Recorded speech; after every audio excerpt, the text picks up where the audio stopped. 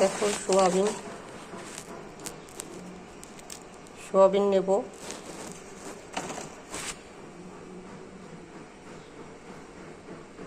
Soybean নিয়ে গুঁড়ো করে নিলাম।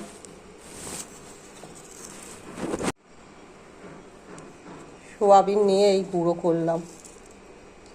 এরকম করে গুঁড়ো করে নেবেন আপনারাও।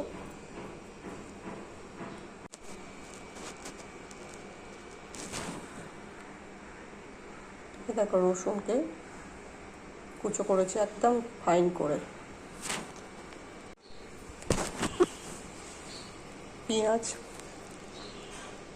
পেঁয়াজটাকে ভালো করে ফাইন করে কুচিয়ে নেব। এই যে দেখো পেঁয়াজটাকে এত পাতলা পাতলা করে কুটেছি।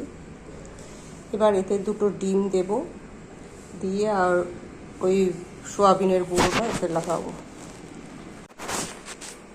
এই যে দুটো ডিম। এবার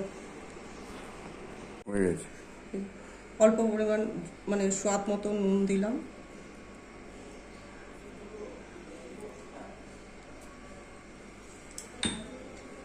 এবার এই গুঁড়োটা দিয়ে মেখে নিলাম।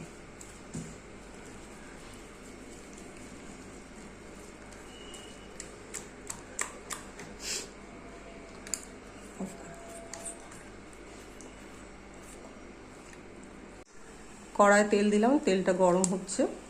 এবার বড়ার সাইজে আপনি যেরকম শেপে দেবেন সেরকম দিয়ে একটা পেঁয়াজ আর 4টে রসুন আর একটা কাঁচা লঙ্কা দিয়ে আমি এটা নুন স্বাদ মতো দিয়ে আমি এটাকে এবার ফ্রাই করছি।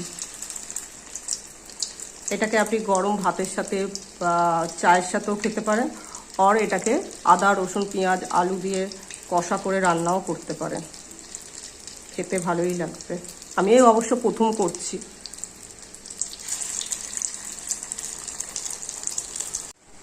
এবার ভাজাটা এরকম হয়ে গেল। দেখো এইরকম করে ভাজবেন সব।